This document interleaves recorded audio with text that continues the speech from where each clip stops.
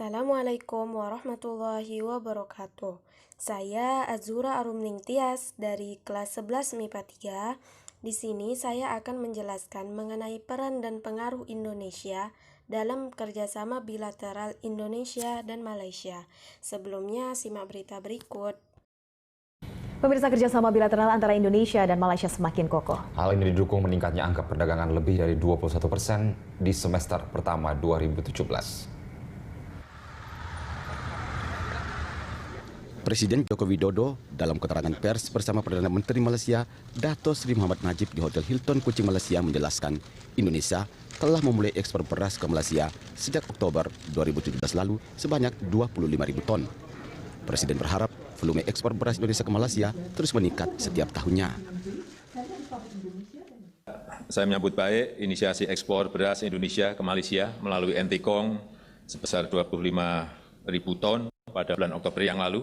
Dan Indonesia berharap Malaysia dapat mengalokasikan 20% dari kuota impornya, kuota impor beras ke Indonesia, yaitu sekitar 150.000 ton per tahun.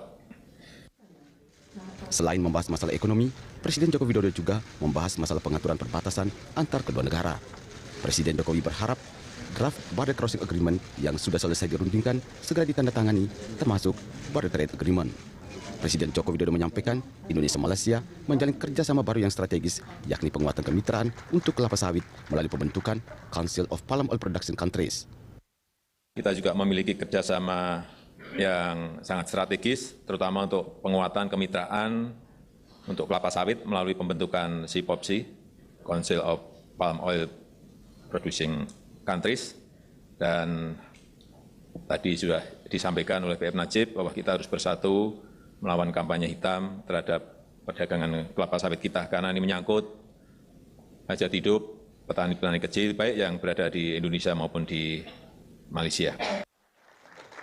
Isu penting lain yang dibahas oleh pemimpin kedua negara ini adalah perlindungan warga negara Indonesia yang tinggal dan bekerja di Malaysia, yang menjadi isu prioritas pemerintah Indonesia saat ini. Saya akan menjelaskan peran Indonesia dalam kerjasama bilateral Indonesia-Malaysia. Yang pertama, Indonesia berperan sebagai negara yang menerima importir dari Malaysia, antara lain elektronika, komponen kendaraan, bermotor, kakao, dan karet. Yang kedua, Indonesia berperan sebagai eksportir ke negara Malaysia. Yang ketiga, Indonesia berperan sebagai negara tujuan investasi Malaysia. Jumlah investasi Malaysia sebesar 18% dari total jumlah investasi di Indonesia. Yang keempat, RI Malaysia telah menandatangani memorandum kesepakatan bersama dalam bidang penerbangan dan komunikasi di Kuala Lumpur pada tanggal 12 Juli 1984. Pengaruh Indonesia dalam kerjasama bilateral Indonesia-Malaysia.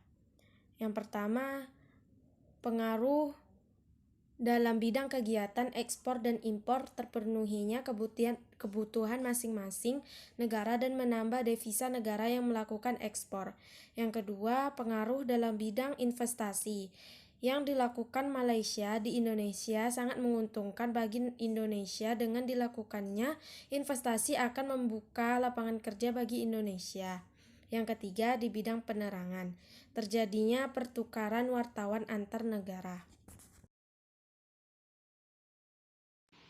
Menurut saya, kerjasama Indonesia dengan Malaysia itu sangat menguntungkan kedua negara, di mana Indonesia dapat menurunkan angka tingkat pengangguran di Indonesia dan dapat menambah devisa negara. Sekian penjelasan dari saya, lebih atau kurangnya mohon maaf. Wabillahi taufik wal hidayah. Wassalamualaikum warahmatullahi wabarakatuh. Terima kasih telah menyaksikan.